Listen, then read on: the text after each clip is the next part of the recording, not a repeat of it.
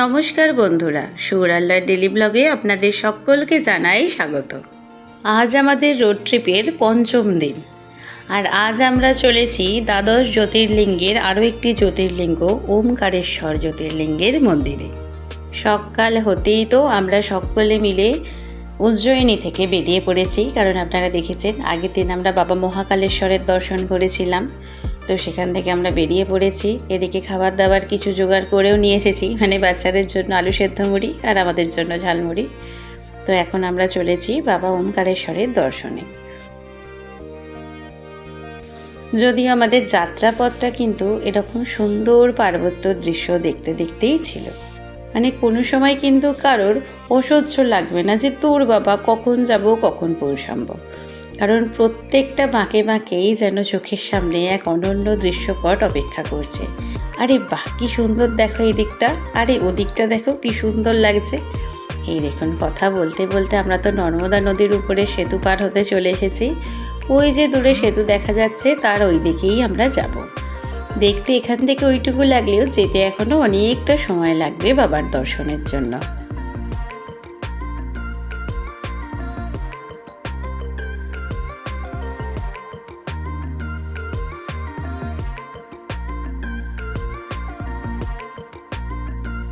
আমরা এসে গেছি এখানে। তো আমাদের আসতে কিন্তু 1:30 বেজে গেছে, বেরিয়েছি অনেক সকালবেলা, আসতে এত বেলা হয়ে গেছে। আর এখন আমরা আছি একেবারে নর্মদা নদীর দক্ষিণ দিকে, মানে এটাই হচ্ছে মূল ভূখণ্ড। এখান থেকে ব্রিজ পার হয়ে অথবা নৌকা পার হয়ে আমাদের যেতে হবে ওমকারেশ্বরের দর্শনে, কারণ ওমকারেশ্বর মন্দির নর্মদা নদীর মাঝখানে মান্যতা নামের যে দ্বীপ আছে সেই দ্বীপেতে অবস্থিত। তাই সেখানে যাওয়ার জন্য হয় নৌকা নয় সেতু পার হতেই হবে। পুরাণ অনুসারে একসময় ধর্মাচার্য ও দেবগণ ভগবান শিবের তপস্যা করে তাকে আহ্বান করেন যেন তিনি নর্মদা তীরে আবির্ভূত হন। শিব তাদের আহ্বানে সাড়া দিয়ে ওমকার রূপে এখানে আবির্ভূত হন। তাই মন্দিরটির নাম হয় ওমকারেশ্বর, অর্থাৎ ওমকারের ঈশ্বর। ওং শব্দের আকারে নর্মদা নদী ও দ্বীপটার আকৃতি হয়েছে বলে এই নামটার তাৎপর্য কিন্তু আরও গভীর হয়ে গেছে। এই মন্দিরে ভগবান শিবের ওমকারেশ্বর লিঙ্গ স্থাপিত, যা স্বয়ং ভগবান শিবের জ্যোতির্লিঙ্গের রূপ, অর্থাৎ দ্বাদশ জ্যোতির্লিঙ্গের একটি রূপ। এখানে আরেকটি মন্দির মামলেশ্বর জ্যোতির্লিঙ্গ, সেটাও কিন্তু এখানে পূজিত হয়।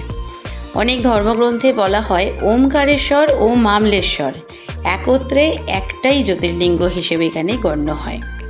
অর্থাৎ আমরা যে পারে নেমেছি দক্ষিণ পাড়, এই মূল ভূখণ্ডে অর্থাৎ দক্ষিণ পাড়ে আছে মামলেশ্বর মন্দির, ঠিক তার উল্টো দিকেই মানে যে দ্বীপ আছে দক্ষিণ দিকের উল্টো দিকেই মানে উত্তর পূর্ব দিকে আছে ওমকারেশ্বর মন্দির। দুটো মন্দিরই কিন্তু একটা মন্দির থেকে আর একটা মন্দিরকে দেখা যায়।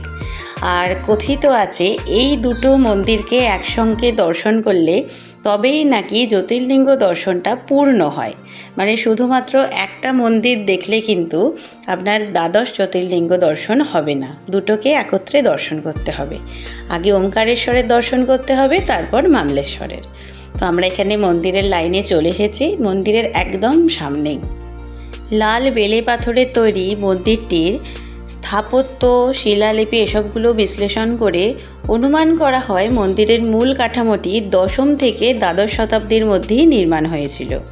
পরবর্তীকালে হোলকার রাজবংশ, মারাঠা ও অন্যান্য শাসকেরা মন্দিরটির সংস্কার ও সম্প্রসারণ করেন।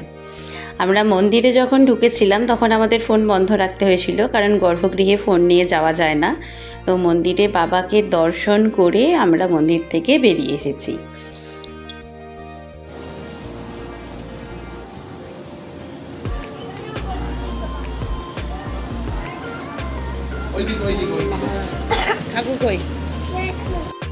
ব্রিজ থেকে ভালো করে ভিডিও করা যাচ্ছিল না, জাল দেওয়া আছে বলে। কি অপূর্ব লাগছে দেখুন, ওই যে মন্দিরটি দেখা যাচ্ছে, নর্মদার স্বচ্ছ সবুজ জল, তার পাড়ে দাঁড়িয়ে আছে বাবার মন্দির। আর প্রতিটা মন্দিরে দেখছি এরকম বড় বড় একটা করে স্ক্রিন আছে, যেটাতে বাবাদের পুরো লাইভ সম্প্রসারণ হচ্ছে, মানে তাকে অভিষেক করা হচ্ছে, কী কী করা হচ্ছে। আর এই দেখুন, আমরা এসে গেছি মামলেশ্বর মন্দিরে। যদিও আসার রাস্তাটায় আর ভিডিও করা হয়নি, কারণ আমরা খুব তাড়াহুড়ো করেই আসছিলাম, বিকেল হয়ে গেছে, এরপর বাচ্চাগুলোকে নিয়ে খাওয়া দাওয়া করতে হবে। আর মন্দিরের মেঝেটা এতটাই গরম হয়ে আছে পুরো পাথরটা, তাই লাফালাফি করে না গেছে ছবি তোলা, না গেছে ভিডিও করা। আর এই মন্দিরেও কিন্তু গর্ভগৃহেতে ক্যামেরা একেবারে নিষিদ্ধ, মানে ফোন আপনার কাছেই থাকবে, ফোন জমা দিতে হবে না, কিন্তু ফোনকে ব্যাগেতে পকেটে রাখুন, ছবি তোলা একেবারেই বারণ। এই হচ্ছে মন্দির। এই মন্দিরটি অষ্টম থেকে নবম শতাব্দীর বলে মনে করা হয়। প্রাচীন কালো পাথরের তৈরি মন্দিরটি, অর্থাৎ এটা ওমকারেশ্বর মন্দিরের থেকেও কিছুটা প্রাচীন। এই মন্দিরটা গুপ্ত যুগ ও পরবাদ যুগের মিশ্রণ শৈলী দেখা যায়। পরে হোলকার রাজবংশের রানী অহল্যাবাই হোলকার মন্দিরটির সংস্কার ও পুনর্নির্মাণ করেন 1800 শতাব্দীতে। ঐতিহাসিক মতে এই মন্দিরটির প্রাচীন নাম ছিল অমলেশ্বর। অমল অর্থাৎ পবিত্র ঈশ্বর। সময়ের সাথে সাথে নামটা রূপান্তরিত হয়ে গেছে মামলেশ্বর। অমলেশ্বর থেকে মামলেশ্বর। বলা হয় আদি শঙ্করাচার্য এখানেই গুরু গোবিন্দ পাদাচার্যের আশ্রমে শিক্ষালাভ করেছিলেন এবং শিব তত্ত্বে দীক্ষিত হয়েছিলেন। নর্মদার দুই পারে দুই মন্দির, ওমকারেশ্বর ও মামলেশ্বর। এই দুই জ্যোতির্লিঙ্গ মিলেই হচ্ছে একটি জ্যোতির্লিঙ্গ, অর্থাৎ একদিকে ওমকারেশ্বরের প্রতীকীভাবে ওমকারের ঐশ্বরিক শক্তিকে বোঝায়, আর অপরদিকে মামলেশ্বরের প্রতীক শিবের স্থায়ী ও প্রকাশিত রূপকে বোঝায়। তাই দুটি মন্দিরকে একত্রে যদি দর্শন না করা হয় তাহলে কিন্তু পূর্ণ জ্যোতির্লিঙ্গ দর্শন সম্পূর্ণ হয় না। দুই মন্দির দর্শন করা হয়ে গেছে। এদিকে বাচ্চাদের তো খুব ইচ্ছা ছিল মা আমরা কিন্তু নর্মদা বুকে আবার নৌকা ভ্রমণ করব। এর আগে আমরা নর্মদা বুকে মার্বেল রকের ওখানে নৌকা ভ্রমণ করেছিলাম, হাতে চালানো নৌকা, সেটা ওদের খুব ভালো লেগেছে। তার আগে আমরা বেনারসে গঙ্গা বক্ষে নৌকা ভ্রমণ করেছি, সেটা ওদের ভালো লেগেছিল। তাই এখানে ওরা নৌকা চড়তে চেয়েছিল। তাই বাপিরা বলল ঠিক আছে, বাচ্চারা যখন চাইছে তাদের মনোবাসনা তো পূর্ণ করতেই হবে। আর সত্যি বলতে কি এখানে কিন্তু নৌকা চাপতে আমাদেরও খুব ভালো লাগছিল। স্বচ্ছ সবুজ জল, তার মধ্যে দিয়ে নৌকা যাচ্ছে, আর দুদিকের যে রূপ, মানে নর্মদা নদীর দুদিকের যে রূপ, পাহাড়ি ঢাল আর তাতে প্রকৃতির শোভা দেখতে দেখতে আমাদের মন কিন্তু সত্যি পূর্ণ হয়ে যাচ্ছিল।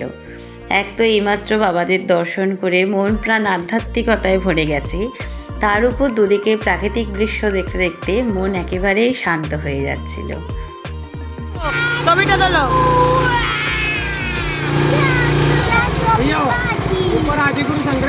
হ্যাঁ, আদিগুরু শঙ্করাচার্য।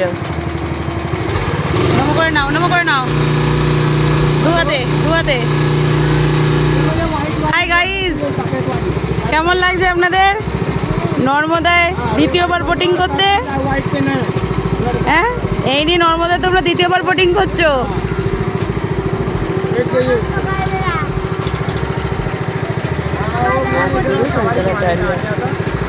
আর জলটা দেখো কি দারুণ, সবুজ জল। সাওয়ারি মানে হচ্ছে আমরা যাত্রী।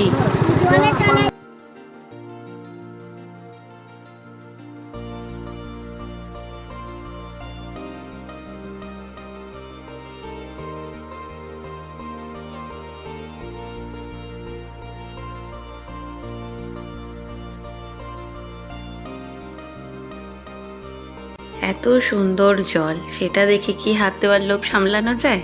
সুর আর লয়বাবুর হাতেও একটু করে দিলাম যে দেখো তোমরা হাত দিয়ে দেখো, আর পবিত্র নর্মদার জল মাথায় একটু করে ছিটিয়ে দাও। ও মা দেখুন, দুজনে চেটে দেখছে, মানে কি বলবো, এদের কি বোকা ছেলে। ওরা ভেবেছে বোধহয় এই জলটা নোনদা হবে, তাই বলল মা জলটায় তো নুন নেই, জলটা তো এমনি কলের জলের মতো। এর আগে যখন ধোঁয়াধার জলপ্রপাতের ওখানে বোটিং করছিলাম তখনও ওদের হাতে জল দিয়েছি, ওরা সেটাকেও চেখে দেখেছিল। একমাত্র মা গঙ্গার পাড়ে অত মরা পড়ছে দেখেই কিন্তু ওরা জলটায় হাত দেওয়ার কথা বলেনি। শুধু ওরা কেন, আমরাও কেউ জলটায় হাত দিইনি।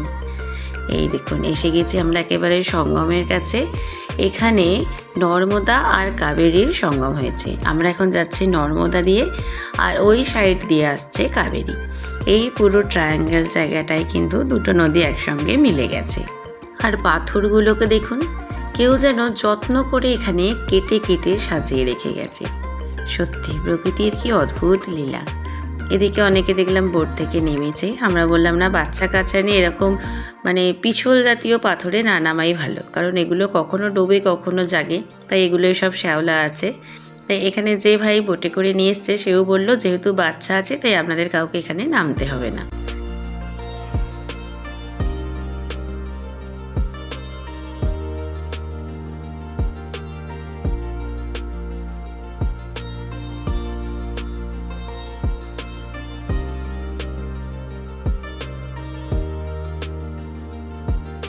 আমাদের জ্যোতির্লিঙ্গ দর্শন হয়ে গেছে, তারপর আমরা অল্প করে খাওয়া দাওয়া করে নিয়েছি। আবার আমরা এগিয়ে চলেছি। জানি না এরপরে কোথায় যাব, আমাদের সব সময় গাড়িতে ওঠার পরই ঠিক হচ্ছে কোথায় যাব।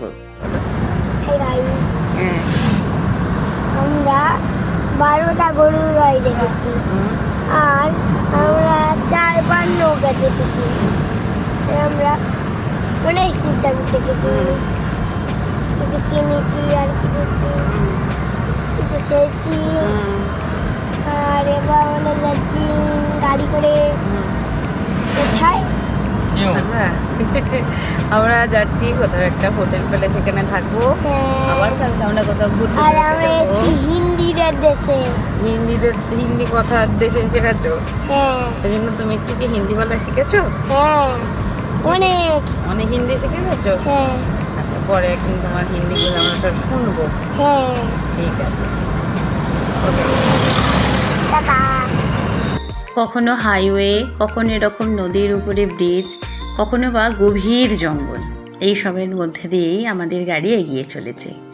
যেহেতু এটা রোড ট্রিপ আর আমরা আগে থাকতে কোনো রকম প্ল্যানিং করে আসিনি, তাই সবসময় বেরোনোর পর মনে হচ্ছে এরপর এখানে যাওয়া যাক। গুগল ম্যাপ দেখে এবং নিজেদের বাচ্চাদের কন্ডিশন দেখে, নিজেদের শারীরিক অবস্থা, সুবিধা অসুবিধা বিচার করেই আমাদের গন্তব্য নির্ধারণ হচ্ছে। এমন নয় যে ওখানে যাব ওখানেই আমাদের গিয়ে পৌঁছাতে হবে।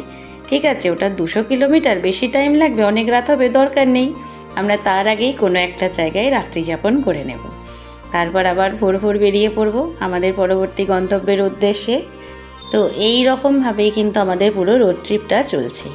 কোনো কিছুই আগে থেকে ঠিক নেই। হ্যাঁ, ওখানে যাওয়া হবে সেটা ঠিক থাকলেও সেটা কতক্ষণে যাওয়া হবে বা সেটা যে আজকের মধ্যে যেতেই হবে এরকম নয়। তাই আমরা আবার একটা হোটেলে চলে এসেছি, কারণ এখানে তখন 10টা বেজে গেছে। আমরা বললাম আর এগিয়ে গেলে আবার জঙ্গল, আবার অনেক রাত হবে, দরকার নেই। এই জনপদেতে এই হোটেলেই আমরা আজকে থেকে যাই, কারণ এরপর আবার আমাদের রান্না করতে হবে। তাই রান্না বাড়া করে বাচ্চাদের খাওয়াতে হবে, নিজেদেরও খেতে হবে, তারপর আবার ভোরবেলা বেরোতে হবে। এই দেখুন, হোটেলের ভিডিও ছবি আগের দিন নেওয়া হয়নি, তাই এটা পরের দিন সকালবেলা বেরোনোর সময় ভিডিওটা করেছিলাম। একেবারে নতুন তৈরি হচ্ছে হোটেল, এখনও সম্পূর্ণভাবে কমপ্লিট হয়নি। আমরা বাচ্চা কাচ্চা নিয়ে আছি বলে আমাদেরকে ওনারা নতুন একটা ঘর খুলে দিয়েছিলেন, যে না 3টে বাচ্চা নিয়ে এরপর কত দূরে যাবেন। হোটেল খুব ভালো, স্টাফও খুব ভালো। আর সব থেকে ভালো লেগেছে এখানে যে এক ভাই ছিল, যে এখানে হোটেলে বয়ের কাজ করে, সে বলল আপনারা রান্না করবেন, তাহলে আজ বরঞ্চ আমরা 2জন আছি হোটেলে, আমাদেরকে অল্প করে খাবার দিয়ে দেবেন। তো তাকেও আমরা আমাদের ভাত ডাল আলু চোখা দিয়েছিলাম, সাদা বাঙালি খাবার, আর খুব ভালো লেগেছে, সেটা আমাদেরও খুব ভালো লেগেছে। তো এবার আমরা আবার বেরিয়ে পড়ছি, আবার এগিয়ে চলবো আমাদের পরের গন্তব্যের দিকে। তাই এই ভিডিওটাকে এখানেই শেষ করছি। আপনাদের সঙ্গে দেখা হবে আবার পরের ভিডিওতে। সবাই ভালো থাকবেন, সুস্থ থাকবেন, আর অবশ্যই আমাদের সঙ্গে থাকবেন। হর হর মহাদেব।